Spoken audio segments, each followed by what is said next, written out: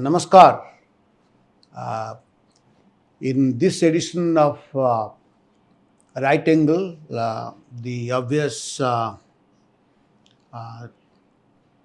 development that I will like to share my thoughts on with you is this Operation Sindoor that the Indian Armed Forces very successfully conducted last night in between, or rather we can say this in the morning, in between 1:05 and 1:25 a.m.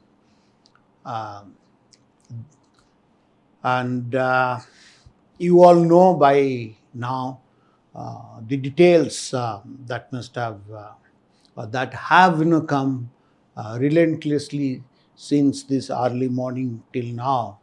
So I'm not going to deal much with that. I just want to share my thoughts on some obvious implications and what precise should be the government of India's next steps vis-a-vis Pakistan. You see, the basic difference between India retaliating to the gruesome massacre by the terrorists of 26 of our citizens, to be exact, 25 of our citizens and one Nepalese citizen at Pahalgam,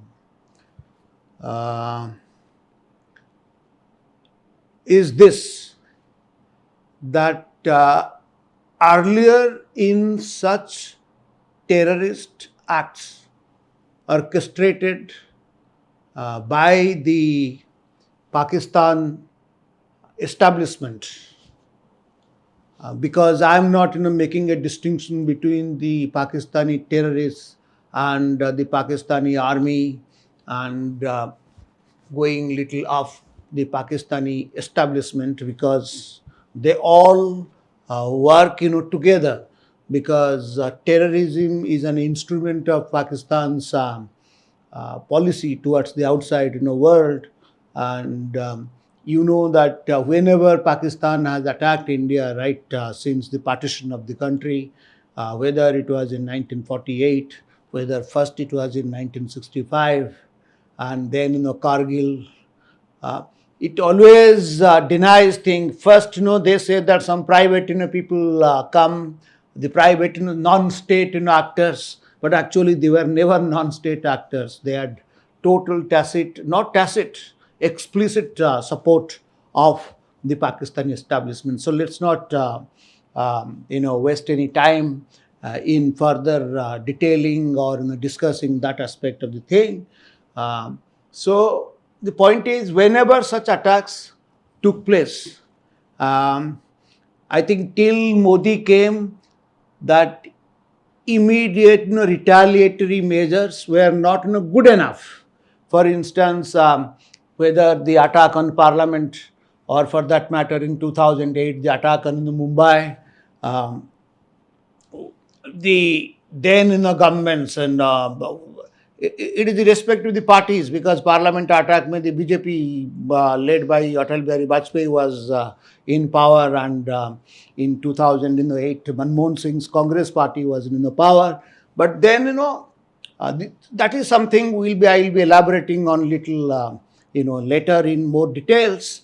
The point is that we said, we retaliated it, we will be going, or rather we went to the outside world, told the international community what and what not, and exposing Pakistan. So we carried out some sort of, and then being, for future we will be carrying out an offensive against Pakistan, and that offensive was basically so-called diplomatic offensive, and matter ended there.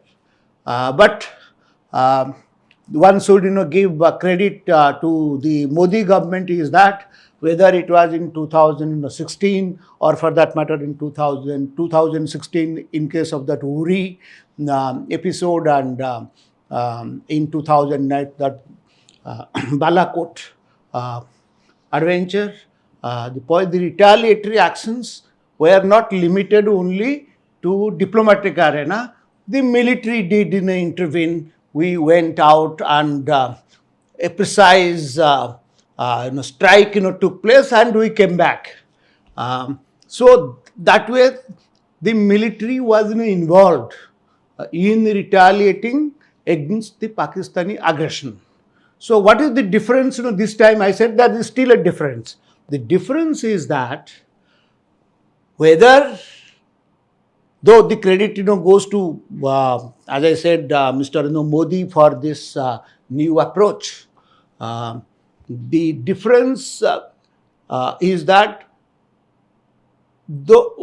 whether it was 2016 or 2019 Uri or Balakot, the retaliation took place in Pakistan occupied Kashmir,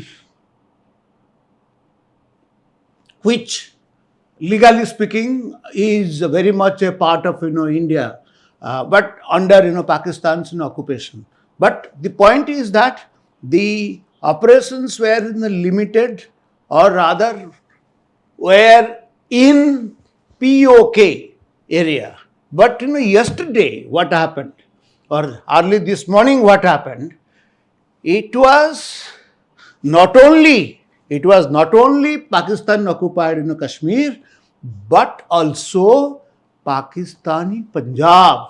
So for the first time, this thing hasn't happened, and this is an important point one has to take note of, because out of these 9 specific spots or the targets where these missile attacks took place, I think at least 2 of them were in the Punjab, which included the headquarters of this terrorist, what is that place? Bahawalpur, that Jais Ahmed, that guy who has admitted that 12 of his family members died. I do not know how he himself escaped, or maybe he was taken away soon after this terrorist incident on 22nd or 20.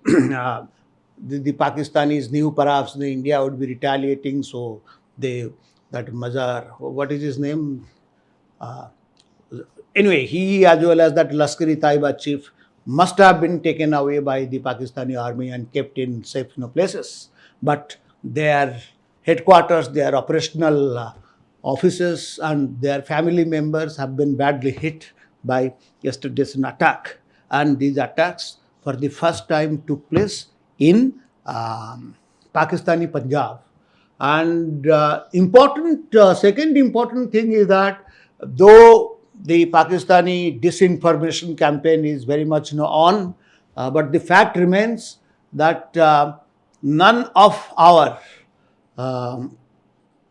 fighter planes perhaps crossed the Indian territory or Indian airspace and went over to the Pakistani side, as it happened in case of 2019 Balakot strike, because the attack precisely took place through the missiles, and very sophisticated missiles like Scalp and Hammer.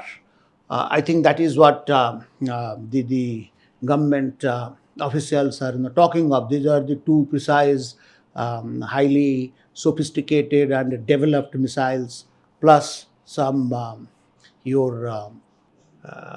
UAV, very sophisticated. One particular UAV was also used apparently. So the thing to note is this: India, being a responsible country, still has not crossed the Lakshman Rekha, in the sense that this particular action, as was the case there in Uri, or for that matter in Balakot in 2019, that is the stand the government India took, and which the rest of the international community did agree that India was meaning what it said, And today also we have said, like our Foreign Secretary Vikram Misri very clearly have said, this attack was what he said. Let me read it. Measured, non-escalatory, proportionate, and responsible. Mark all these four words. They are very, very meaningful. Measured. That means it was absolutely done with precision. And the non-escalatory means we wanted to avoid attacking the civilian, Pakistani civilians, general Pakistani people, or for that matter, Pakistani military or Pakistani military installations. And proportionate in the sense that it was enough to teach these terrorists and their hideouts a lesson that, look, if you cross something, then we will punish you. And as I said, all these things indicate the fact that we are a responsible country. India is a major country of the world, but then with this tag of being a major and strong and powerful country always comes the responsibility. In this sense, the more power you have, the more responsible also you have to be. And that is something India always wants. India doesn't want any more further escalatory activities. That means we are not going to do anything beyond this. As far as this military actions are concerned, unless suppose the Pakistanis retaliated, I think they have threatened they will be retaliating, they will be using nuclear weapons. But the point is, we retaliated against the terrorist attack, and we really targeted the terrorists and their hideouts, right? I think that is what we did when we meant by being measured and non-escalatory and proportionate. But the point is, if Pakistan says that they will retaliate, they should be ashamed. And that is a matter of great pride for all Indians, that unlike in Pakistan, in our country, there are no terrorist hideouts. We struck the terrorists and their hideouts in Pakistan. Does India have any terrorist hideouts in its own territory? Are Indians known to be terrorists in the world? The whole world knows that Pakistan has been an epicenter of global terrorism. That's a different issue, that's a different matter. One will be talking on some other occasion. But the point is, so what you will be retaliating against? We had something to retaliate against. So what Pakistani army, like all these bombastic talks that they have made since this morning, they will be retaliating. So if you retaliate, and if you want to be, your retaliation has to be as proportionate and as measured as ours. So against whom you will be retaliating? We do not have any terrorist hideouts. We do not have any terrorists. So who you will attack? That means if you attack, then you only will be attacking our civilians, or you only will be attacking our military installations. And once you do that, that means you are converting this in your attack. It is highly escalatory. You are not as I said, that it is not a punitive measure, like as we said that we struck against the terrorists. You really will be waging a war.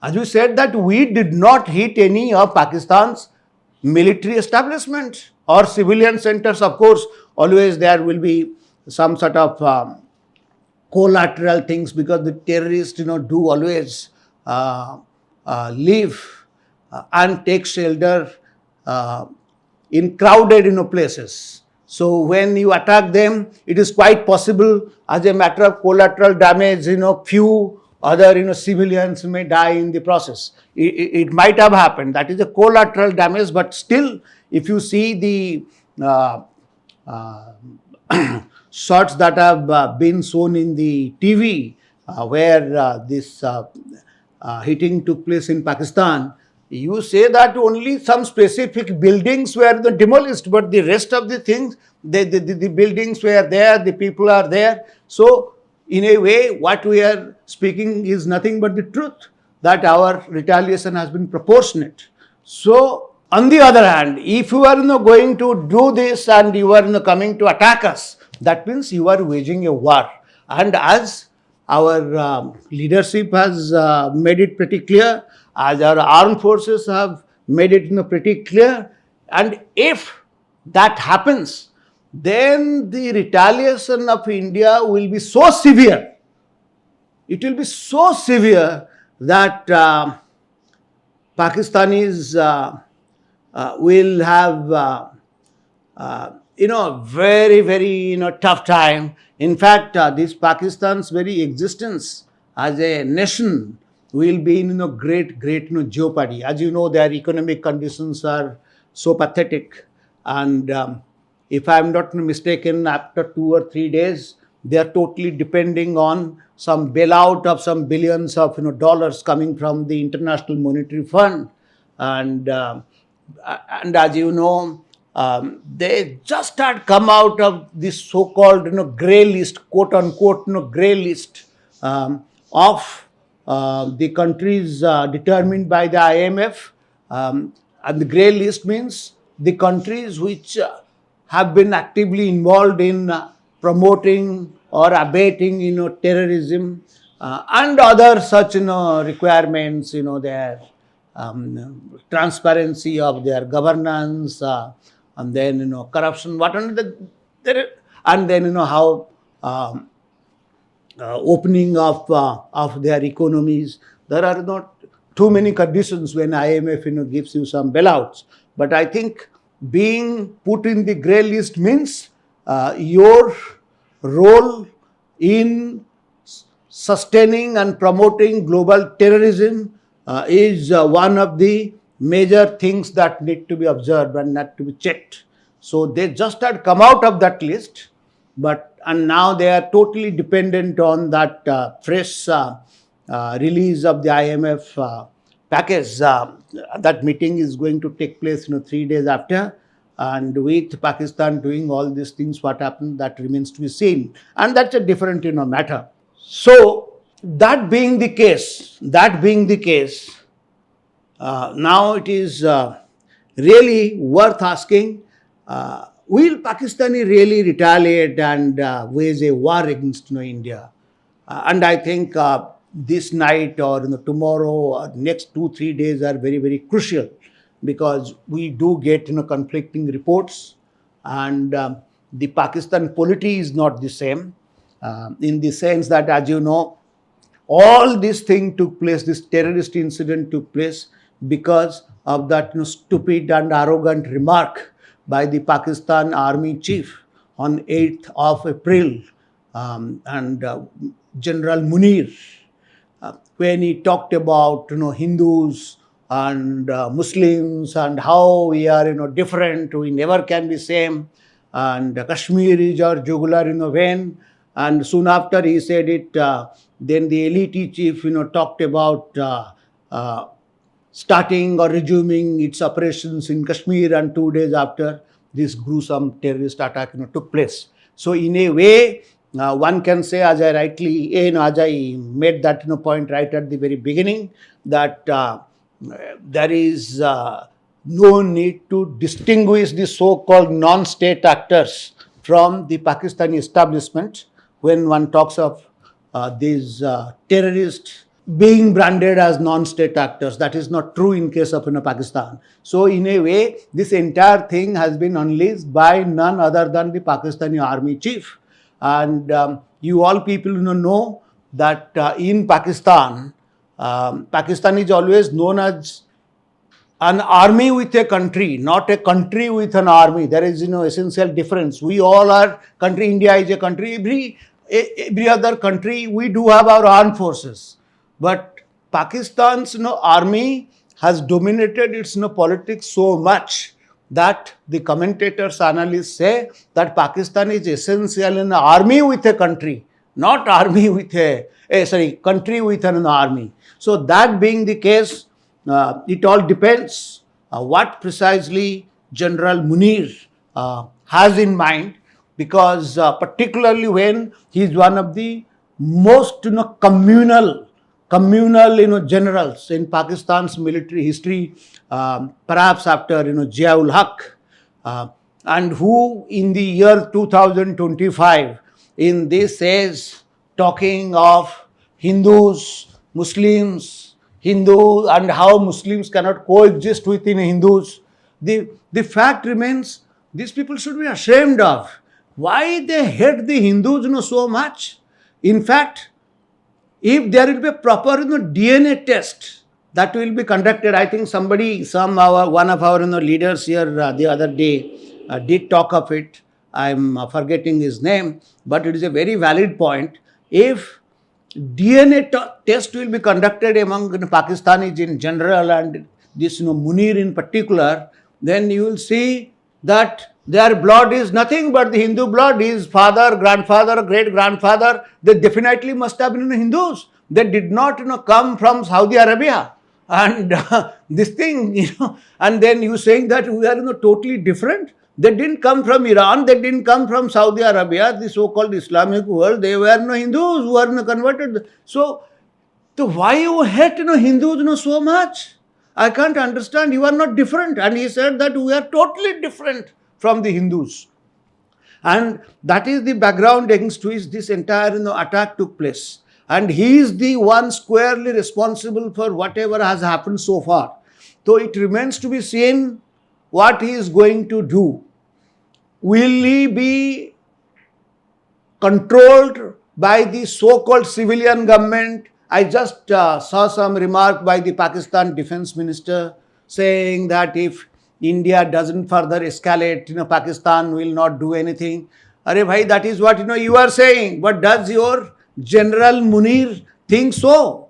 Because if he had really behaved like a true general and applied his mind, and as I said that if you are really powerful, if you are whether in your personal level or even at a group level, the more power brings more responsibility and more restraint. So does he deserve actually to become the army general? I'm not talking of why all the more reason Imran Khan, whom Munir has imprisoned in the jail, was never in favor of this guy getting promotion beyond that Major General to Lieutenant General. He was the ISI chief.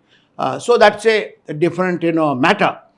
So in this case, if really that retaliation takes place, and as our armed forces have made it pretty clear, we are fully prepared and will give a befitting reply. But what is needed in the India, it's not that our armed forces are weak. The entire international community is with you. They have, though they have, if you see very carefully the reactions that have come from all the global leaders, everybody will say that we do not, it should not be escalated further. That is what also India says. We do not want to escalate it further. Our entire thing has been non-escalatory. But if you want to escalate it, then of course you will be giving you a befitting reply. There are no two opinions on it. But unfortunately, I was going through some Pakistani media. Of course, from this morning, some Pakistani media reports are accessible, some media reports are not accessible. Maybe their internet access has been controlled, or either they have controlled or we have controlled, I do not know. But if you have controlled it, some sites do open. But then if you really see their reactions and things of that sort, they really find some of the heroes here in India who the Pakistanis think they are talking of the right things. Who are those heroes? They quote these heroes, Indian heroes and heroines, they quote are the ones who do not praise your Indian armed forces, who really suspect the things that your armed forces have done. Like last time they were asking for concrete proof, whether it was in Uri or that Balakot. Thank God this time the Indian the armed forces have shown the exact proof of where they hit and what those structures were before and what these structures are now. That's a different thing. But the point that I'm trying to make, the Pakistanis find these Indians real hero and heroines, because I think they serve the cause of Pakistan more than the cause of India. And who are those people? Don't guess that this must be done by some so-called Muslim leaders. I'm sorry to say that as an Indian, I am really proud. I'm really proud of what has been the comments and opinion of Omar Abdullah, the Chief Minister of Jammu and Kashmir, and what has been the comment and opinion of Owaisi, of that MP from Hyderabad. One should be proud that this is what India is, this is what the true secularism is all about. And they are solidly with the government, they are solidly against this fighting terror, this sort of encouraging things and statements that they have made. Really, I am proud of Owaisi and Abdullah. But who are the people? Who are the heroes and heroines for Pakistani? You will not be surprised. 90% of them happen to be the Congress leaders. Rahul Gandhi, and the type of statements Rahul Gandhi makes, whether here or outside against India, and the type of statements that the Congress leaders have made after that gruesome terrorist incident at Pahalgam. And yesterday, this Congress president, that old man, what is his name? The Rajya Sabha MP, and he's the Congress president, Kharge. He seems to have exceeded all the limits. So they are the giants. Actually, India should not be worried about this Pakistani empty threats. We will take care of it. In fact, the real worry is the giants. The real dangers to India's unity and integrity come from such leaders of the Congress party, led by Rahul Gandhi and Kharge. So that is something we must keep in mind. And my last point is this. Though, again, it is a very standard thing, when we studied as a foreign policy, as a student when I was studying international affairs, right from the very beginning in my university days, we have been taught this thing.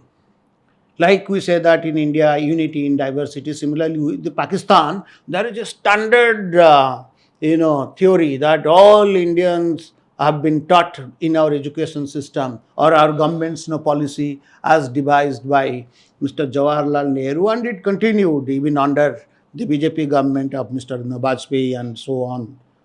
A stable and secure Pakistan is in India's national interest. I think time has come to have a relook at this entire concept of a stable and secure Pakistan being in India's national interest. For instance, as I said, if Pakistan under the generals like Munir says that we are totally different and the destruction and the disintegration of India is in Pakistan's national interest, they do not hesitate in saying this. If you see their writings and what they have said over the years, they do not hesitate. This cutting India 1,000 ways, disintegrating into 10 or 12 parts. But then the whole point, but we continue to say, oh, stable and secure Pakistan is in our national interest. Arey bhai, if India is not there, on what basis will the Pakistanis justify the creation of other state?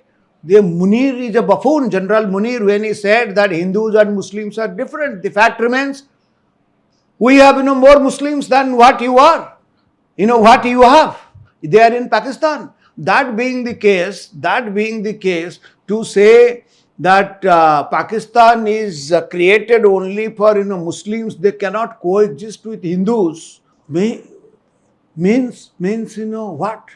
That means come what may, they will always find India to be the only reason for their survival as an independent country. There is no other reason why it was partition, why the country was in a partition. They said they can't live with the Hindus, they cannot coexist with the Hindus, though the fact remains that more Muslims are in this side. As I said, they didn't come from the other side. The Arabs and this thing, as I said, in their DNA, that is not there. So the very fact that if they cannot survive with you, why the hell you go and say that a stable, secure is in your national interest? So I think Mr. Modi has done the right thing by having a reappraisal of that Indus Treaty, which has been kept in abeyance. And what the Pakistan is having problems there in Balochistan, and with the Taliban, they do not recognize the so-called Durand line. That means they think that Peshawar is theirs, which was historically the case. So there are so many trouble spots or vulnerable spots that Pakistan has. So my point is that more than this military engagement, which of course, unless the Pakistanis force on you, I think India should look beyond this military engagement and take a broad strategic view and reconsider this concept of a stable and secure Pakistan in being India's national interest. Let me stop here. Thank you for your patience listening to me. Namaskar.